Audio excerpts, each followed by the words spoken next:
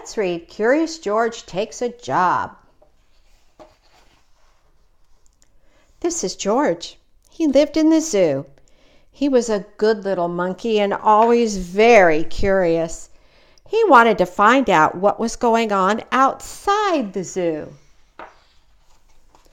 One day, when the keeper was not paying attention, George got hold of the key for the cage. When the keeper discovered what had happened, it was too late. George was gone. Where was George? They looked for him everywhere, but they could not find him. Do you see him?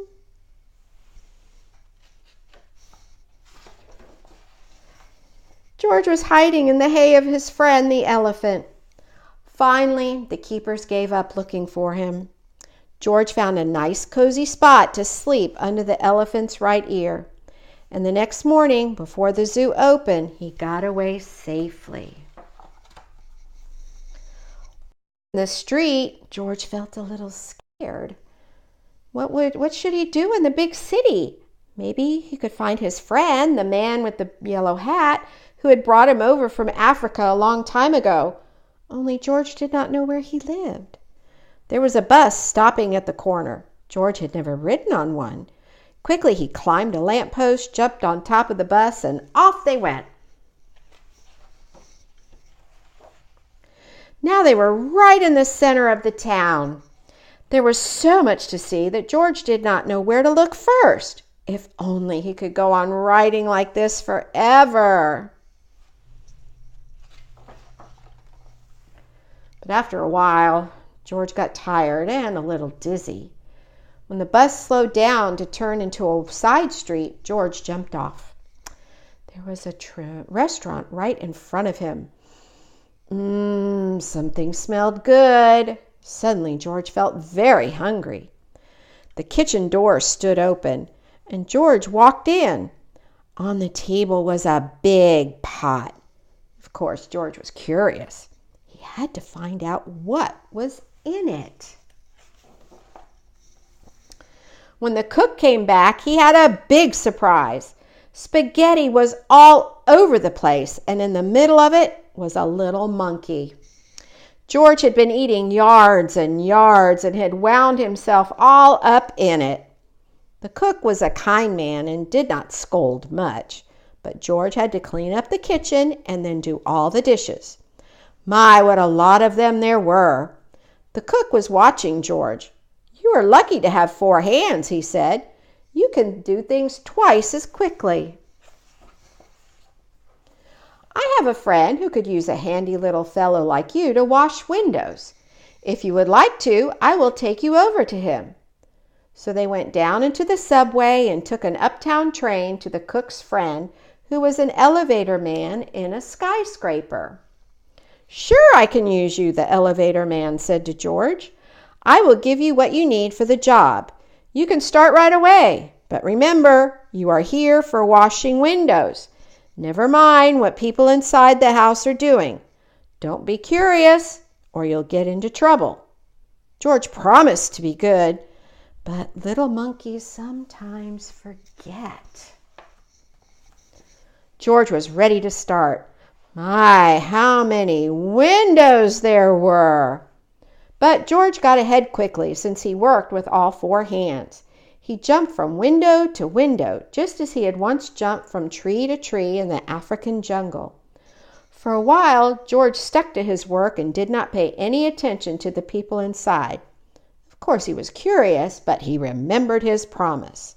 There he is. In one room, a little boy was crying because he did not want to eat his spinach.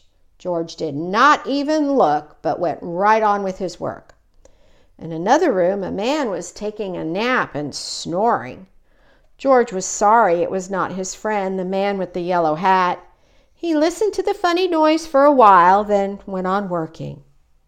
But what was going on in here? George stopped working and pressed his nose against the window. 2 painters were working inside. George was fascinated. Painting looked like a lot more fun than washing windows.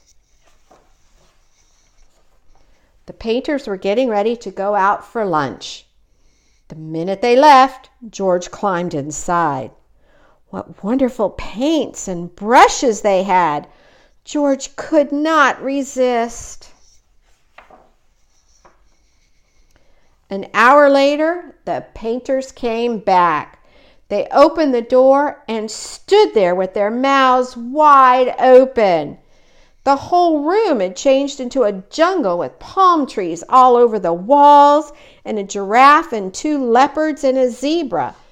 And a little monkey was busy painting himself on one of the trees. Then the painters knew what had happened.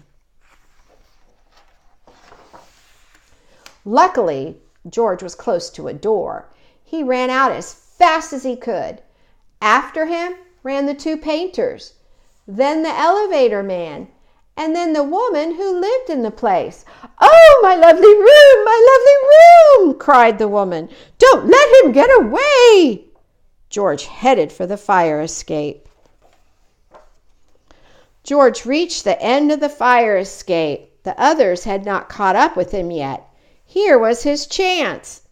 They could not jump, but George could easily jump down and escape. In a moment he would be safe. Poor little George. He had forgotten that the pavement was hard as stone, not like the soft grass of the jungle. What happened to his leg? Too bad.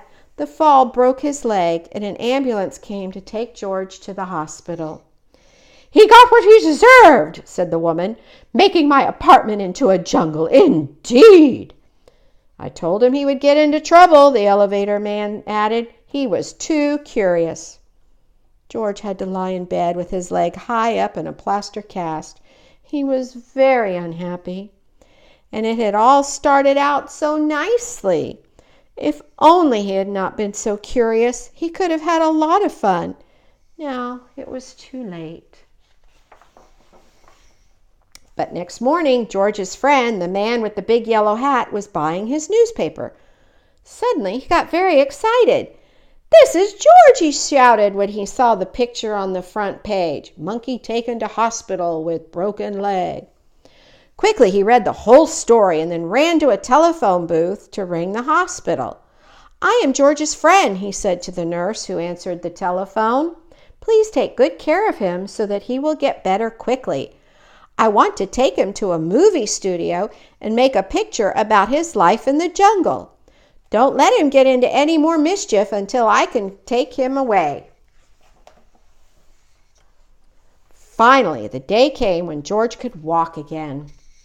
"Your friend is going to take you away this morning," said the nurse. "Just wait right here for him and don't touch anything." As soon as George was alone, he looked around at all the strange hospital things. "I wonder what is in that big blue bottle," he thought. Ether. George was very curious. It smelled funny. Suddenly his head began to turn. Then he felt as if he were flying. Then rings and stars danced before his eyes. Then everything went dark. And this is how the man with the yellow hat found George when he came to call for him. They picked him up and shook him, but they could not wake him up. He was so fast asleep that finally they had to put him under the shower. How surprised he was when he woke up. George said goodbye to the nurse and the kind doctor. Then he and the man with the yellow hat got into the car to drive to the movie studio. In the president's office, George had to sign a contract. Now he was a movie actor. In the studio, George was kept so busy all the time that he forgot to be curious. He liked the jungle they made for him and played happily there. And when the picture was finally finished, George invited all his friends to see it. The doctor and the nurse and the ambulance driver and the man from the newsstand and the woman and the elevator man and the 2 painters and the cook and the reporter and all the keepers of the zoo. Now playing Curious George." Now the lights went out and the picture started. "This is George," the voice said. "He lived in the jungle. He was a good little monkey. He had only one fault. He was too curious." The end. Thank you for reading along with me.